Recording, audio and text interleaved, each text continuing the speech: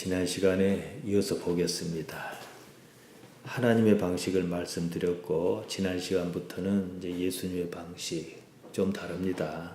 그것을 두 번째로 보겠습니다. 종교는 본디 마음의 문제입니다. 신앙은 역시 마음의 작용입니다. 마음으로 합니다. 하나님을 인식하는 건 역시 마음의 반응입니다. 눈으로 하는 것 아니고 귀로 하는 것 아닙니다. 우리 신앙은 마음에서 하나님을 어떻게 생각하느냐 거기에 있습니다. 마음의 상태지요. 마음이 기존에 비해서 어떻게 변했느냐 이 문제입니다. 이것이 증거예요. 바울은 로마서 12장 2절에서 이렇게 말합니다. 너희는 이 세대를 본받지 말고 오직 마음을 새롭게 함으로 변화를 받아 하나님의 선하시고 기뻐하시고 온전하신 뜻이 무엇인지 분별하도록 하라 그랬습니다. 여기서 가장 중요한 것은 마음의 변화입니다. 마음이 변해야 그 세상이 보이거든요. 신앙에서 회개는 아주 중요합니다.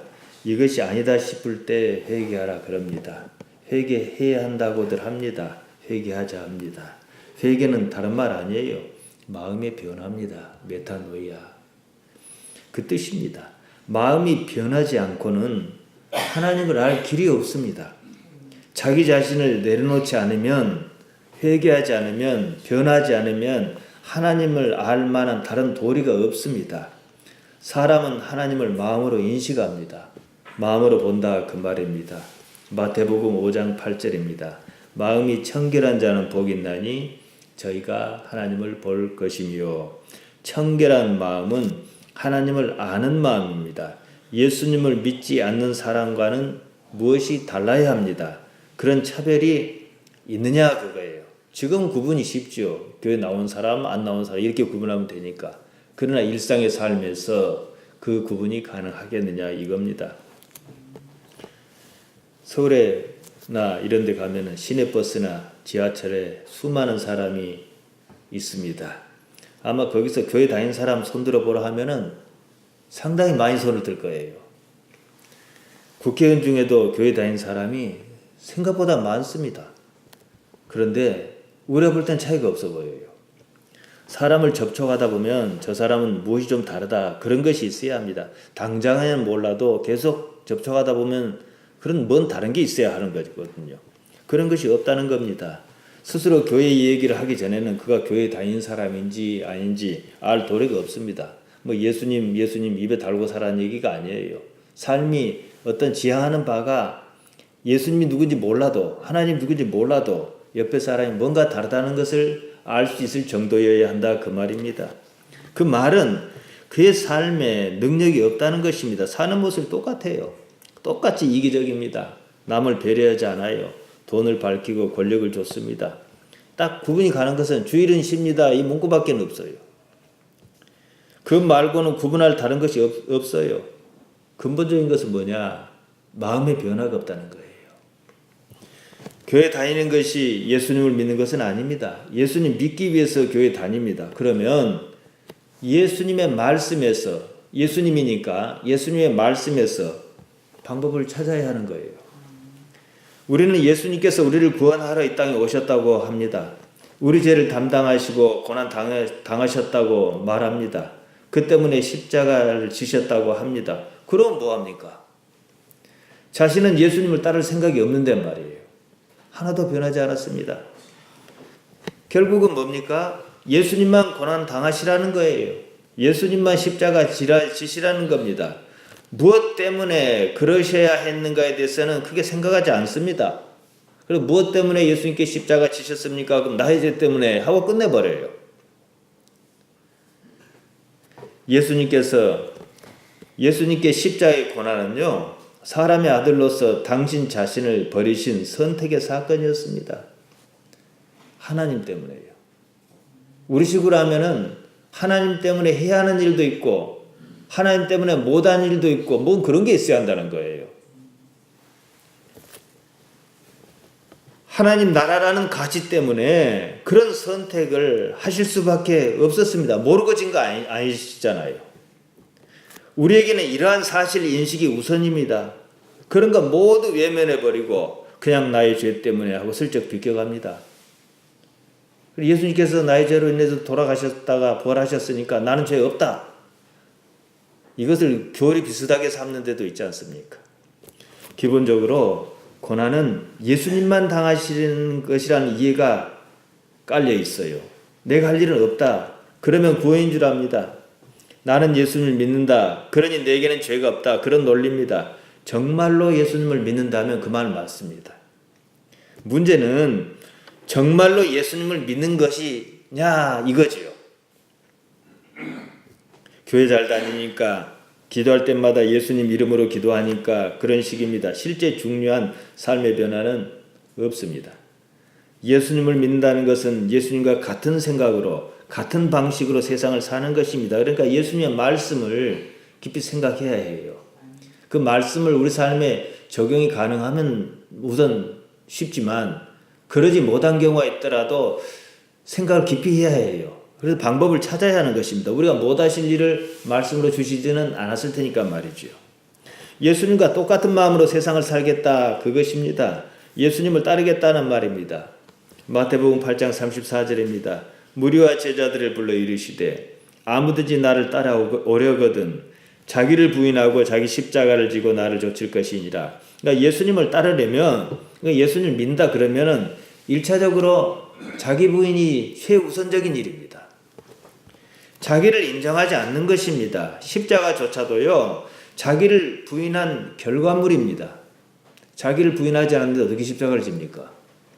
이 문제예요. 첫 단추지요. 자기 부인이란 자기 생각을 인정하지 않는 것입니다.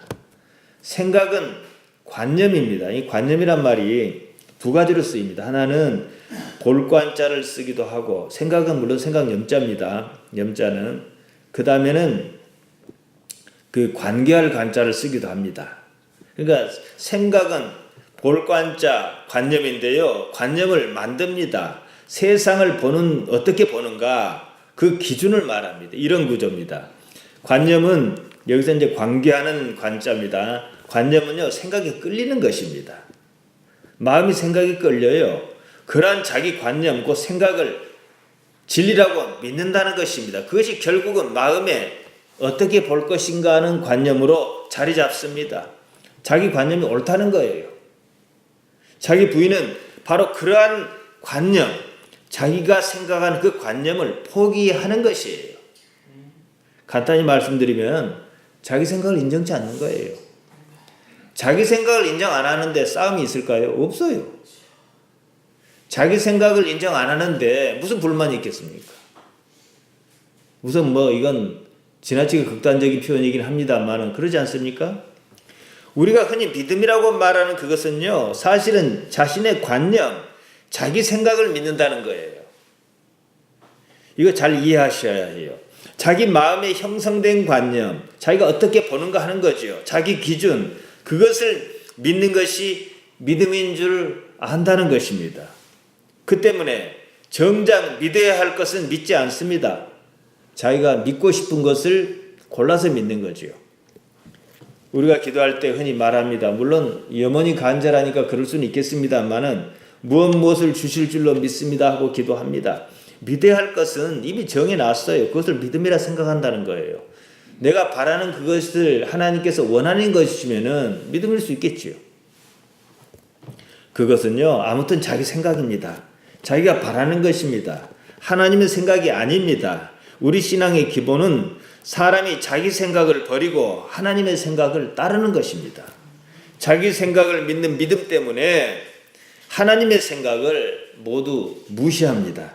자기 생각을, 자기 관념을 믿음으로 포장했습니다. 우상입니다. 우상보다 더 강한 우상입니다. 자기가 원하는 그것이 전부입니다.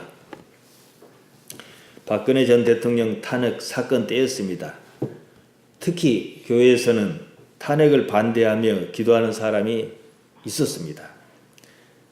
그들이 하는 말은 권력은 하나님께서 주신 것이라며 로마서 13장에 나오는 대로 권력은 하나님께서 주신 것이라며 탄핵은 사단의 짓이라고 이런 논리를 폈습니다. 그 마음은 지금도 변하지 않을 것입니다. 문제는 그 그것을 믿음이라 생각한다는 거예요. 대통령 탄핵이 부당하다는 자기 생각을 믿음이라고 생각하는 거예요. 물론 처음부터 하나님의 뜻을 알아서 거기에 맞게 기도하기란 어려울 것입니다. 그러니까 하나님께서는 자기 생각을 그냥 아뢰는 거예요. 그러면 생각이 안 맞으면 바꿔주시기도 할 것 아니겠습니까? 자기 생각이 옳은 줄 알고 기도를 시작합니다. 그 때문에 마음의 변화를 받아야 하고 마음의 변화, 메타노이아, 회개가 필요합니다. 마음의 변화든 회개든 잘 모르겠다 그럽시다. 내 생각이 하나님의 생각과 다를 수 있다는 가능성만큼은 열어둬야 한다는 거예요. 그것이 신앙의 자세인 것만큼 분명합니다. 그런 것이 없다는 거죠. 무조건 나는 옳다는 것입니다. 자기 생각을 포기하지 않습니다. 자기 생각을 줄기차게 밀고 나가는 것을 믿음이라 생각해요. 그것은 믿음이 아닙니다. 의지 내지는 신념일 수는 있습니다. 그런 것 때문에 자칫 잘못하면은 어떻게 비치냐면은 신앙이 무슨 고집, 아집 이렇게 보인다는 거예요. 그런 건 아니지요. 그런 느낌이 들면 일단 신앙은 문제가 있는 겁니다. 왜냐? 신앙은요 온유하고 유순한 것입니다. 예수님께서는 마태복음 11장 29절에서 그 모습을 이렇게 말씀하셨습니다. 나는 마음이 온유하고 겸손하니 나의 멍에를 메고 내게 배우라. 그러면 너희 마음이 쉼을 얻으리니 그러셨습니다. 그러니까 우리가 예수를 믿으면요 고집이란 게 없어야 돼요. 고집을 믿음으로 막 포장을 하는 경우가 있거든요. 믿음은요 자신의 관념 체계를 믿는 것이 아닙니다. 자기가 옳다고 생각하는 그것을 믿는 것이 아닙니다. 자기 분해가 있어야 해요. 자기 부인입니다. 예수님을 따르려는 사람에게는 반드시 거쳐야 하는 관문입니다. 그런데 제가 이렇게 강조를 해도 크게 뭐 잘 와닿질 않아요. 근데 교회도 마찬가지예요. 첫 단추거든요. 나를 따르려면 자기를 부인하고 했으니까 무조건 자기를 부인해야 해요. 그럼 자기를 부인하려면 내가 누군지를 알아야 해요. 근데 우리나라 교회뿐만 아니라 외국 교회도 그런 것 같아요. 이걸 안 가르쳐요. 그냥 뭘 잘못했다고만 했지 어떻게 잘못했는가는 몰라요. 그러니까 항상 윤리적 판단, 도덕적 판단 이런 것만 갈 수밖에 없죠. 물론 우리 신앙은 결국은 그런 모습으로 보일 거예요. 윤리적으로 말이에요. 나라는 것이 사라졌을 때 우리 신앙은 역설적으로 신비를 경험합니다. 신성입니다. 그러므로 한 차원 더 높은 세상으로 도약하는 것입니다. 예수님께서는요 마르다에게 줄곧 말씀하셨습니다. 내 오라비가 다시 살리라 그러셨습니다. 그럼에도 마르다는 안 믿었어요. 그러나 마르다는 일단 사람은 좋으니까 예수님을 좋아하니까 마지막 날 부활이 어쩌고 그럽니다. 예수님의 말씀을 믿지 않았다는 것입니다. 왜요? 죽어버렸으니까. 예수님께서 그런 말씀 안 하셨다 그러면 또 그렇다 치더라도 그만큼 자기 관념을 믿었다는 얘기입니다. 성경이 말하는 믿음은 그것 아닙니다. 마르다가 믿은 것은요 자기 관념입니다. 죽은 사람은 살 수가 없어. 더군다나 나흘이나 됐으니까. 이 생각이죠. 자기를 버리지 못한 때문에 예수님의 말씀이 곧이곧대로 믿기지는 않았습니다. 다른 말로 빗대어 말씀하시겠거니 이런 식이겠지요. 자기 내면 세계의 관념 체계에 따라 옳고 그름을 판단합니다. 거기에 따라 생각했고 또 믿습니다. 사실 우리가 그래요. 그만큼 자기 관념은 두텁고 견고합니다. 자기 부인이 어째서 필요한 것인지 설명이 따로 없습니다. 우리가 조금만 자기 내면 세계를 들다 보면요 모든 것은 판단하고 시작해요. 가서 생각 안 합니다. 자기 스스로 다 판단해. 그리고 의외의 상황만 닥치면 그러네 하고는 또 금방 말아버려요. 나사로 사건은요 어느 쪽이든 좋은 쪽이든 굳은 쪽이든 인식의 변화를 요구했습니다. 그 일로 일부 유대인이 예수님을 믿었다고 그럽니다. 요한복음 11장 45절입니다. 마리아에게 와서 예수의 하신 일을 본 많은 유대인이 저를 믿었으나 그러니까 나사로를 살리신 일로 인해서 예수님을 믿은 자가 생겼다 이거지요. 반면 다른 한편은 믿지 않았습니다. 요한복음 11장 47절에서 53절에 의하면 이 일로 예수님을 죽이기로 모의했다고 그럽니다. 나사로 사건은 그의 대제사장 가야바를 중심으로 적대 세력에게 불을 당겼습니다. 그들 역시도 하나님 뜻이라며 그랬다는 것이지요. 자기 부인이 없는 신앙은요, 거짓이에요. 이것부터 시작해야 해요. 신앙이 존내군내 따지기 전에 이 문제부터 우선 해결해야 합니다. 아무리 말해도 그냥 듣고 맙니다. 죽은 지 나흘이나 지난 나사로가 무덤에서 다시 살아났습니다. 기적이었습니다. 많은 사람이 그 광경을 보고 놀랐습니다. 그 때문에 예수님을 믿었다고들 합니다. 여기서 중요한 것은요, 단지 믿음이 아니에요. 무엇이 예수님을 믿게 했는가 그 점입니다. 어떤 사건이, 나사로가 살아난 사건이 자기 인식을 뛰어넘겠다는 거예요. 여기서 예수님 말고 나사로가 다시 살아날 줄로 생각한 사람이 누가 있습니까? 아무도 없어요. 나사로 사건이 사람의 인식 체계, 즉 관념 체계를 무너뜨렸다는 사실입니다. 성경이 이게 중요해요.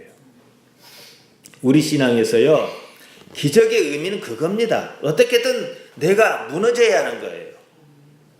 나사로가 살아난 게 중요한 게 아니에요. 내가 무너졌다는 게 중요해요. 나는 살아날 줄 몰랐어요. 그런데 내 어러비가 살리를 한 것처럼 살아났단 말이에요. 아까 내 생각이 잘못됐구나 이거예요. 그러니까 우리 생각이 항상 잘못될 수 있다는 거예요. 맞을 때도 많지만. 자, 여기서 우리는 한 가지 의문이 생깁니다. 그러면 우리는 반드시 기적을 봐야 하는가? 그 점이에요. 왜냐? 우리 일상에는 기적이 거의 없거든요. 기적의 경험은, 이런 기적의 경험은 일단 신앙에 유익이 있습니다. 그 때문에 예수님을 믿은 사람이 생겼다 그랬잖아요. 우리도 그런 상황이라면 긴가민가 할 때 그러면 예수님 믿을 수 있잖아요. 그러니까 유익이 있어요. 그것이 전부는 아니지만 그런 놀라운 경험은 나사로 사건처럼 그에게는 자기 자신을 무너뜨리는, 즉 자기 부인의 기회로 작용한다는 거예요. 내가 없어짐으로 다른 무엇을 쉽게 받아들일 수 있게 합니다. 나사로가 살아난 것을 목도한 사람들이 예수님께서 문둥이가 나을 것이라고 하면 안 믿겠어요? 어쨌든 자기 부인의 경험입니다. 그런데 여기는 두 가지 난관이 있습니다. 첫째, 그런 기적이 일상적일 수는 없다는 거예요. 일상적이면 기적이 아닌 거예요. 금방 죽은 사람이 갑돌어서 살아나고 을돌어서 살아나고 또 죽었다가 살아나고 그러면은 그걸 이상하게 생각할 사람 아무도 없어요. 의뢰 그러려니 해요. 그러면 그건 기적이 아닌 거예요. 어쩌다 있어야 기적이지. 여러분, 태양이 공중에 떠 있습니다. 얼마나 놀랐습니까? 근데 여러분 놀라지 않잖아요. 항상 그랬으니까. 사실 저건 기절초풍할 노릇이에요. 지구가 둥글다는 것도 기절초풍할 노릇이고 떠 있다는 것도 기절초풍할 노릇이에요. 그것과 같습니다. 두 번째 난관은요, 아무리 기적을 경험했을지라도 세월이 지나면 그 감각이 무뎌간다는 거예요. 처음 느꼈던 감각을 그대로 유지하기 어렵습니다. 비행기 사고로 죽었다 살아났습니다. 그 당시에 느꼈던 충격의 경험을 계속 유지하기란 어려운 일입니다. 그때뿐이에요, 그냥. 예수님을 믿어서 정말로 죽을 줄 알았는데 기적으로 살아났어요. 그러면은 신앙생활을 죽을 때까지 잘해야 될 거잖아요. 다 제대로 무기가 되기가 십상입니다. 그 때문이에요. 이 감각이란 게 무뎌가요. 그러니까 기적이 없어서 예수님 못 믿는 게 아니에요. 내가 원하는 데 이루어지지 않아서 못 믿는 것도 아니에요. 자기 부인이 안 돼서 그런 거예요. 자기 부인이 이루어지면 일상의 삶이 그냥 기적이에요. 거꾸로 하면 되는 거예요. 기적의 경험이 그렇다면 일상의 삶에서 어떻게 그러한 감각을 추출할 수 있는가, 이걸 생각해야죠. 기적의 의미는요, 다른 것 아닙니다. 자기 생각, 자기 예상을 뛰어넘는 일에 대한 자기의 반응입니다. 자기 생각 밖의 일을 경험하는 것이 기적이에요. 그 순간만큼은 자기 생각 밖이니까, 자기 생각이 아닌 다른 것이니까 그 순간만큼은 자기 생각이 무너지는 거예요. 이게 자기 부인이에요. 그것이 기적의 목적입니다. 말씀드린 대로 문제는 그런 기적이 일상적이지 않다는 것입니다. 일상적일 수도 없습니다. 삶이 그래요. 그런 삶에서 어떻게 기적의 효과, 자기 부인을 경험하게 할 것이냐, 그 문제입니다. 말씀드린 대로 거꾸로 보는 거예요. 기적은 자기 부인을 경험하게 하는 촉매입니다. 자기 부인으로 기적을 경험하는 거예요. 거꾸로 바꿔요. 근데 똑같아요. 기적과 자기 부인은 전혀 어울리지 않는 말 같습니다. 그러나 상관이 있습니다. 자기를 부인함으로 결국은 삶의 기적이 나타날 수밖에 없기 때문입니다. 자기가 변했어요. 삶이 달라 보입니다. 삶의 방식이 바뀌었습니다. 그러면요, 그게 기적이 아니고 뭐겠냐는 거예요. 실제로 그렇게 살면서 이제는 내가 내 생각을 버렸으니까 하나님께서 이렇게 인도하신 거를 경험하면은 남 보기에는 일상적인 일 같지만 나로서는 감동스럽지 않을 수가 없는 거예요. 그러니까 자기 부인부터 생각해야 돼요. 매일처럼 부인해야 해요. 내 생각을 매일처럼 버려야 해요. 자기 부인이 어려운 것은요, 자기를 지키려는 본능 때문에 그렇습니다. 자기를 버리지 못하겠는 거예요. 그래야 못 살 것 같아요. 언제나 자기 생각에 따라 판단했습니다. 또 자기 생각을 기준으로 삼아 살았습니다. 습관적으로라도 그랬습니다. 한 걸음 물러서서 생각해 보면요, 그 판단은 언제나 옳지도 않았습니다. 항상 좋은 결과를 얻었던 것도 아닙니다. 그러면 세상 못 살 사람이 어디가 있겠어요? 그럼에도 잘 살아보겠다는 욕구가 자기 포기를 거부하게 합니다. 자기가 없으면 그냥 죽을 줄로만 압니다. 우리 신앙은요, 바로 여기에 대한 도전입니다. 자기하고 싸움이에요. 힘 빼야 하는 거예요. 자기를 버려야 하는 거예요. 그리고 자기를 버려야 무슨 일이 잘 되더라도 하나님께서 나를 도와주셨다는 생각이 들지, 자기 생각들에서 잘 되면요, 하나님 안 믿어요. 하나님께 도와주셔도요. 그러니까 더더욱이 우리는 자기 생각을 버려야 한다, 이 말입니다. 여기에 어떤 명확한 기준만 있다면 상황은 다를 것입니다. 예수님입니다. 예수님을 그냥 밑도 끝도 없이 관념적으로 무조건 믿으라고 이 말씀 아닙니다. 과연 그런지 하고 일단 자신을 내려놓고 예수님의 말씀을 진지하게 따져나 보라는 것입니다. 그러자면 예수님의 말씀에 깊이 귀를 기울여야 합니다. 당신의 말씀을 일단 내 삶에 가져와야 합니다. 당장 마음에서는 동의를 못하겠더라도 시도는 해봐야 해요. 이 문제입니다. 여기서 나름대로 삶의 기준을 만들어야 합니다. 여기에 대해서 자기가 뭘 못 찾으면 이 목사란 직업이요, 참 좋기도 하고 나쁘기도 합니다.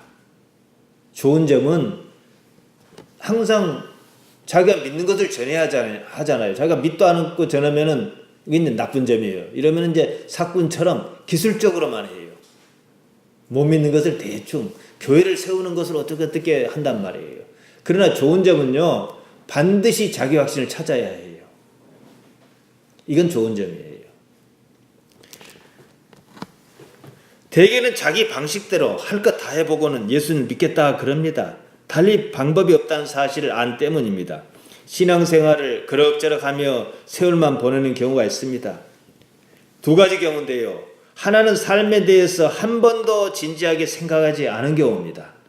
다른 하나는 아직도 자기 방식이 남아있다고 생각하기 때문입니다. 자기가 여전히 삶의 주체라고 생각하는 거예요. 삶은 그저 자기 관념일 뿐인데 말입니다. 그런 방법이 없습니다. 대개 60살쯤 넘으면 이제 노회나 총회나 이런 데서 막 모이는 부류의 사람들이에요. 각각의 교회에서 원로일 테니까. 상당수가 기술자입니다. 믿어서 믿는 거 아니에요. 오히려 나이가 들면 들수록요, 더 어린애 같아야 돼요. 많이 봤으니까 더 어린애 같은 믿음이 될 텐데 기술과 현란한 입놀림만 있지 믿는다면 그럴 수 없는 거예요. 그러니까 뭐예요? 못 믿는 걸 거기까지 끌고 온 거예요. 그 마당에 뭐 장로 그만둘 거예요. 그 마당에 목사를 그만둘 거예요. 이게 무서운 거지요. 영생의 관점에서 본다면요, 기적은 있어도 그만 없어도 그만이에요. 나사로가 다시 살아나서 뭐 지금까지 살고 있습니까? 도로 죽었지요. 그래서 성경은 기적이라 쓰지 않고 꼭 표적이라고 쓰는 건지도 모르겠습니다.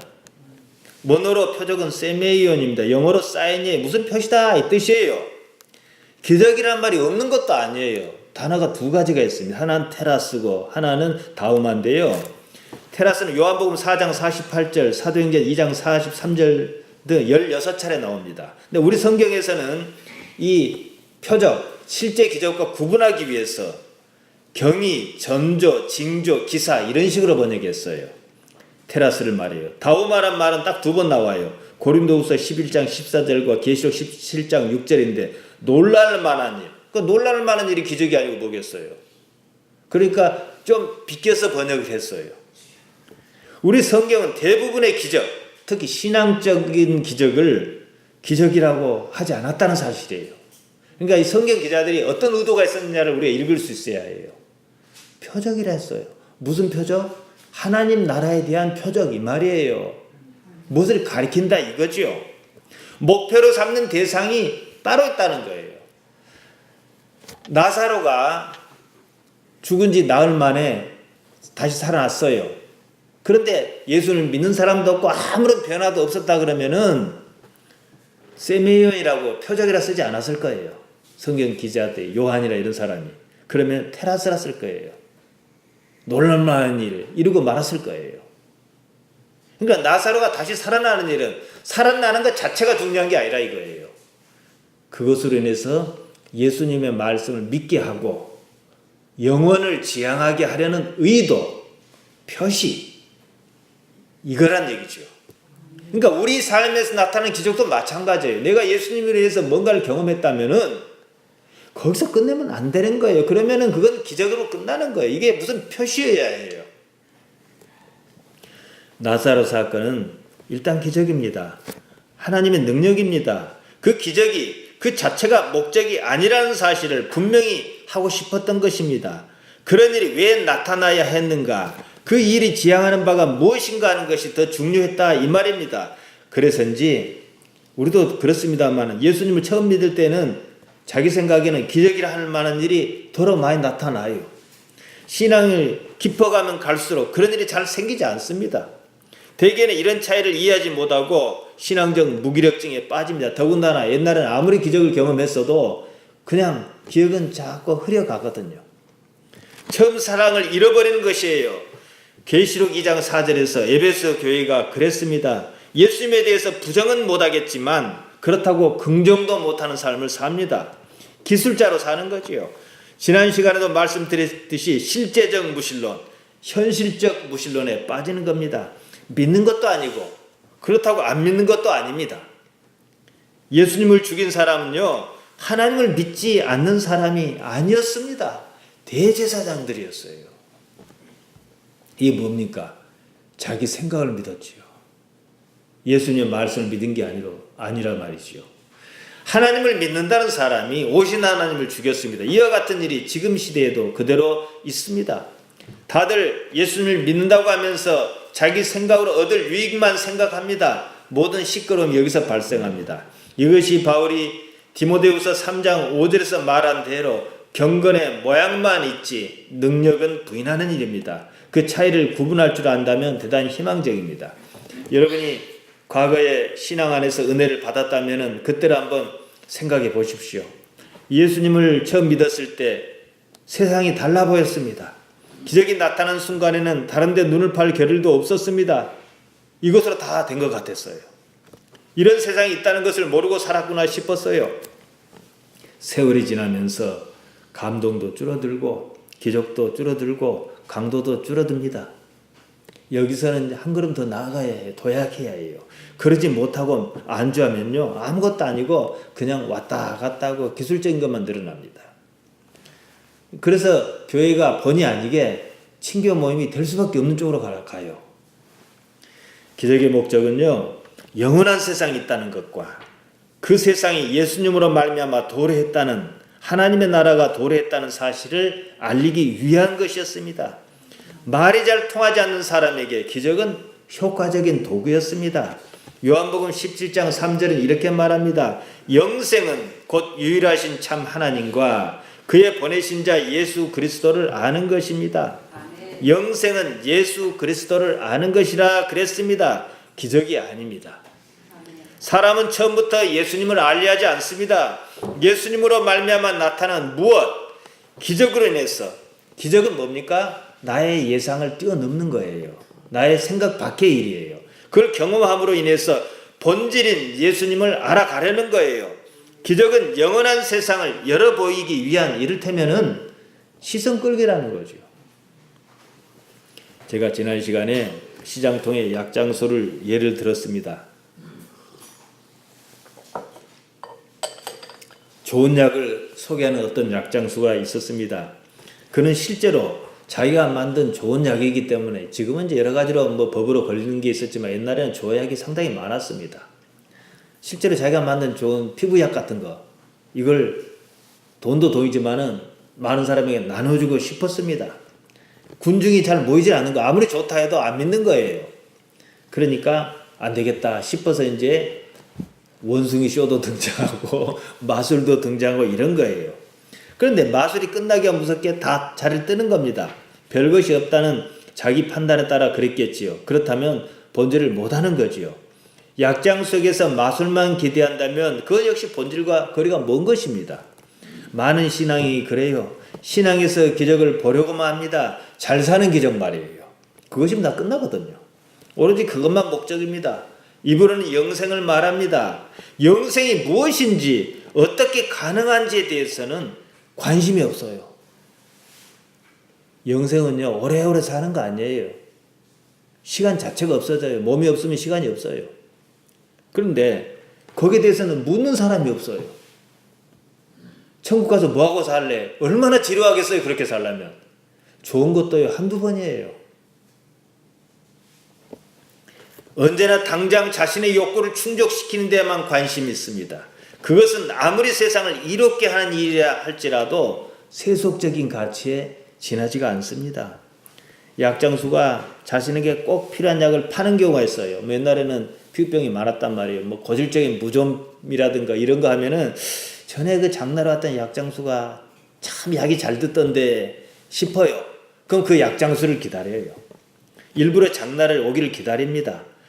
필요한 약이 있으니까 말이에요.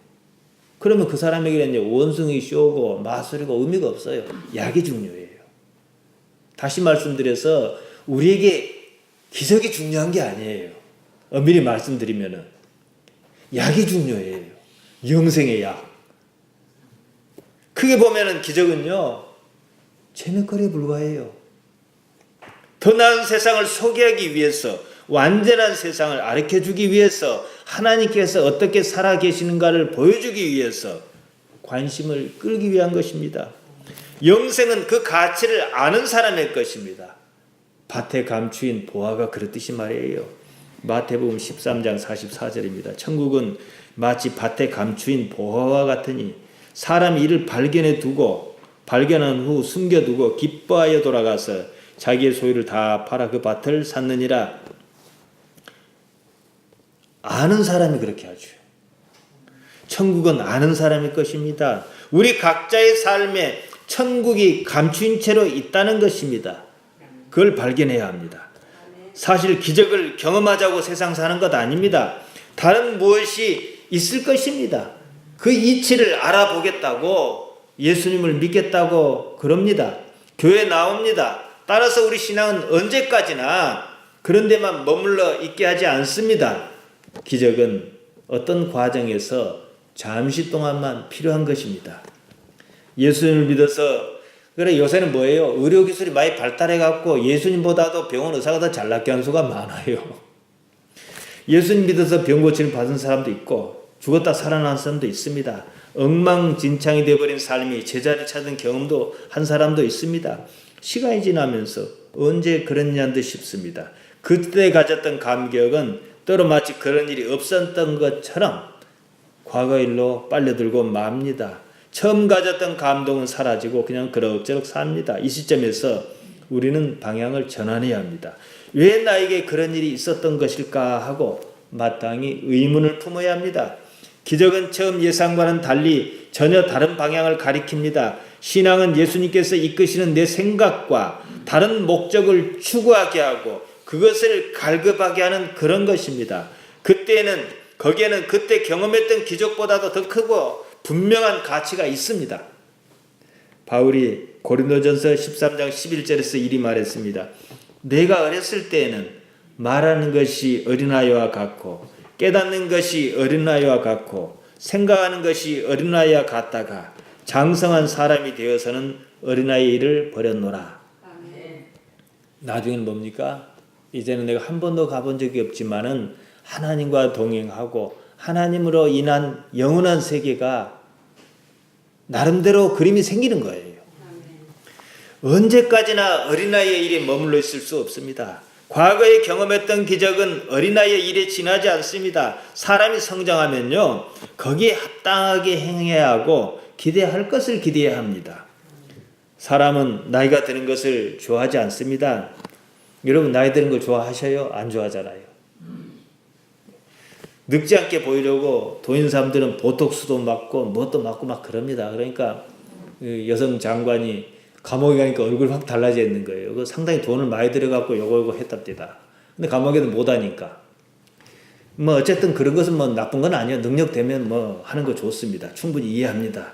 그러나 그것이 삶을 근본적으로 바꿔주지는 못합니다. 바람대로 되지 않았긴 망정이지 자기 바람대로, 그러니까 성형 중독 빠졌다고 이상한 얼굴 되는 경우가 많지 않습니까? 근데 어떤 성형외과 의사가 정말로 기술이 좋다 그럽시다. 그냥 30대로 해달라면 30대로 해주고 20대로 해달라면 20대로 해준다 그럽시다. 나이는 80대인데 얼굴이 20대라 한번 생각해 보세요. 괴물이지요. 그러니까 나이에 맞게끔, 그러니까 젊을 때는 젊어야 하고 늙을 때는 늙어야 해요. 젊은데 나이가 적은데 희귀병이 있어요. 졸업증이라고. 그건 안 되는 거잖아요. 불행한 거잖아요. 어떻게 늙느냐가 중요한 거예요. 늙더라도요, 곱게 늙어야 해요. 그러니까 평상시에 하나님을 사랑하는 열망이 있고 항상 유순하고 덕스러우면 얼굴도 그럴 것 아니겠습니까? 그 문제지요. 항상 찡찡하고 항상 누가 좋은 말해도 항상 이렇게 생각하고 항상 오기스럽고 그러면 얼굴도 그렇게 된단 말이죠. 세월을 더할수록요, 신앙의 깊이가 있어야 해요. 품위가 있어야 합니다. 꼰대 소리는 듣지 않아야 해요. 의식이 깨어 있어야 해요. 엊그저께 금요일날 저희 어머니 일로 전남대학교 병원에 갔다 왔습니다만 나이가 많이 드셨으니까 병원 왔다리 갔다리 하시죠. 복통이 있었는데 여수에서는 처치를 못하겠다. 큰 건 아닌데요. 어쨌든 광주에서 찍어보고 어떻게 해야 되겠다 그래요. 그래서 이제 목요일날 동생이 이제 모시기를 차러 갔다가 저는 금요일날 갔다 왔습니다만 또 내일이나 가봐야 할지 모르겠습니다. 처치를 이제 마치고, 그러니까 요새는 기술이 좋아가지고 막 안으로 넣어가지고 뭘 빼내고 이래요. 이제 내일 월요일날 또 이제 마지막으로 한답니다. 근데 처치를 마치고 이제 응급실에 있는데 병상도 없고 그래가지고 응급실에서 있는 거예요. 거의가 다 노인이에요. 한 아이가 어디서 다쳤는가 했는데 참 신기하더라고, 아이가 있으니까. 가만히 보고는 누이랑 옆에 앉아가지고 이젠 죽기도 어렵겠구나 싶었어요. 병상에 환자가 실려오고 막 그러는데 사람이 아니구나 싶어요. 그냥 마른 장작 같았어요. 삶은요, 좋든 싫든 노년을 지향합니다. 원하든 원하지 않든 누구나 다 늙습니다. 지금 시대는 늙어서 사는 세월이요, 젊어서 사는 세월보다 훨씬 깁니다. 여러분도 그러는데 더하지요. 이제 앞으로 점점 더 그럴 거예요. 노년의 삶에서는요, 젊은 날처럼 살기가 어렵습니다. 아까는 미용 측면에서 말씀드렸지만 사실 그보다도 몸이 잘 말 안 들어요. 이빨도 시원찮고 걸음걸이도 힘들고 이래서 노년을 싫어하는 거죠. 시간은 많은데요, 몸은 불편해요. 젊었을 때 그러한 날 무엇을 하고 살 것인가 여러분의 해당사항은 아니겠습니다만은 생각해야 해요. 한날이라도 젊었을 때 이거 여러분에도 조금 해당돼요. 의식이 조금이라도 더 총명할 때 더 노년의 시기를 준비해야 합니다. 대개 노년을 준비한다 그러면 돈 문제만 생각해요. 물론 중요해요. 그것도. 그것만 있는 게 아니고요. 그때 할 일이 있어야 해요. 그것을 준비하는 거예요. 무엇을 하겠습니까? 신앙입니다. 물론 우리는 좋든 굳든 신앙생활 해야 해요. 어른이니까. 그러나 이제 남이 보기에 한다 그러면요. 젊었을 때부터 자기 신앙의 영역을 잘 다져온 사람들은요. 늙으면 할 일이 참 많아요. 교인을 위해서 기도할 수도 있고 자기 나름대로 신앙적 영역에서 뭔가를 할 수 있어요. 의식적으로 육체적으로. 이거 대단히 중요한 겁니다. 젊었을 때는 많이 바쁩니다. 나이가 들면 무슨 경제 활동을 하는 것도 아니고 상대적으로 시간이 많습니다. 자신 말고는 책임질 사람도 없어요. 인생의 경험이 풍부합니다. 그때는 더더욱 하나님과 교감하는 영성의 삶을 사는 것입니다. 젊어서부터 미리 준비하지 않으면 그것도 쉽지 않아요. 한 번도 그래 본 적이 없어요. 더 할 일이 없는 거예요. 교회다 보면 깝깝해버려 그냥. 5분도 앉아있기가 힘들어요. 할 수 있을 때 준비하는 거예요. 신앙의 능력은요. 갑자기 생기는 거 아닙니다. 노년의 시간은요. 영혼의 세계로 들어가는 관문과 같습니다. 허투루 살 수 없습니다. 젊은 사람 같지 않아 직장 잡을 일도 없어요. 그냥 놀고 살아야 합니다. 무척 길어요. 어떻게 그렇게 긴 노년의 시간이 주어졌을까? 생각해야 해요. 비밀이 있어요. 늙는 것은요. 결코 나쁜 일 아닙니다. 노년의 시기야말로 정말 값진 시간입니다. 바쁘지 않기 때문에 자기를 깊이 들여다볼 수 있는 시간이 충분합니다. 평생 살아온 삶을 근거로 영성을 깊이 다지게 참 좋습니다. 젊은 사람들은 이게 약해요. 죽음을 이야기하면 좋아하는 사람 별로 없습니다. 젊을수록 건강할수록 영원히 살 것 같아서인지 실감나지 않아서인지 죽음에 관한 얘기가 그다지 귀에 와닿지 않습니다. 안타깝지만요. 죽음은 우리 모두가 겪어야만 하는 현실이에요. 죽음에 대한 깊은 성찰이 있는 사람일수록 삶이 진실하고 무게감이 더합니다. 죽음을 외면하는 사람일수록 삶이 유치합니다. 그 때문에 나이가 들 만큼 든 사람이 이상한 짓 하면 더 추한 거예요. 지지난 정권에 이명박 대통령의 형이 부정한 돈에 연루되어 감옥에 갔습니다. 상당히 나이가 많단 말입니다. 그때도. 근데 생각해 보세요. 그 정도 되면요. 먹고 살 만큼 있는 사람들입니다. 얼마나 추합니까? 교회 다닌다는데. 방송통신위원장 지냈던 최시중 씨도 마찬가지입니다. 노년에는요. 용감하게 옳은 일 좀 할 필요가 있어요. 요새는 옛날처럼 남 잡아 죽이는 시대 아니에요. 그 정도 알려진 사람이면. 그게 뭡니까 그게? 그것이 교회 다니면서 배운 겁니까? 돈과 권력을 탐하며 산다는 것은 뻔한 죽음을 외면했다는 뜻입니다. 적어도 죽음을 성찰한 사람이라면 구태여 그렇게까지 할 필요가 없다는 거죠. 그런 만큼 세속적이라는 거예요. 젊은 사람은 그럴 수 있어요. 욕심도 어쨌든 동력이니까 말이에요. 인도네시아에 닥쳤던 쓰나미나 일본 후쿠시마 원전 사고와 같은 재앙이 있습니다. 사람이 감당하기엔 너무나 큰일입니다. 그런 일을 겪은 사람의 실상은 우리가 생각하는 것 이상으로 참혹합니다. 그럼에도 불구하고 재앙을 자신의 일로 경험하지 않는 사람에게 재앙은요. 현실성이 없어요. 남의 발등은 도끼로 찍어도 안 아프다 그럽디다. 재앙이란 나에게 바로 닥치지 않는 한 현실적으로 이해하기가 어렵습니다. 그래서인지 사람은 죽음이라는 재앙 또한 내일인데도 불구하고 물어보면 내일인지 아는데도 불구하고 남의 일처럼 여겨요. 우선 외면하고 보자는 그런 습관이 아닐까 싶습니다.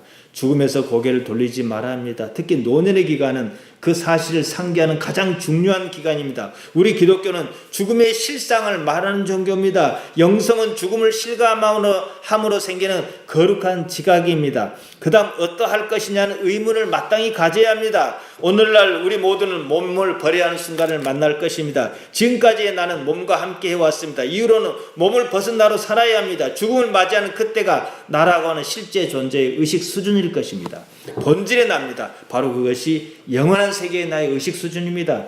노년이란 결코 짧지 않은 기간이 있습니다. 그러한 기간이 있는 것은 그냥 숨을 붙들고 헐떡거리며 살아나는 것이 아닙니다. 지난 삶을 돌아보며 다가오는 삶을 준비하라는 하나님의 배려요 기회입니다. 돌아갈 집은요 있어야 해요. 예수님께서도 요한복음 14장에서 처소를 예비하신다고 그러셨지 않습니까? 신앙의 사람은 한결같이 하나님의 거룩한 도성을 사모했습니다. 히브리서 11장 14절 이하에 나옵니다. 돌아갈 본향을 생각했더라. 인생을 희한하게 살았든 어떻게 살았든 하나님의 살다 보니까 결국은 그거더라는 거예요. 정리하겠습니다. 인생은요 하나님을 알아가는 여정입니다. 긴 여행 중이라도 돌아갈 집이 있으면 불안하지 않습니다. 하나님이 인도하심이 여기서 저기까지 영원히 이어지는 것을 미리 경험해야만 합니다. 사람이 자기 인생에서 하나님을 알고 배웁니다. 그리고 영원한 세계를 사모합니다. 지난 시간 삶을 어떻게 살았든지 결국은 그겁니다. 그리고 그것을 아는 사람이 복, 성경에서 말한 복은 마카리오스, 에쉐르입니다. 행복입니다. 지금 하나님을 생각하시기 바랍니다. 언제나 자기 자신의 생각을 버린다고 여기시기 바랍니다. 그로써 일상의 삶에서 하나님을 발견하는 여러분 되시기를 바랍니다.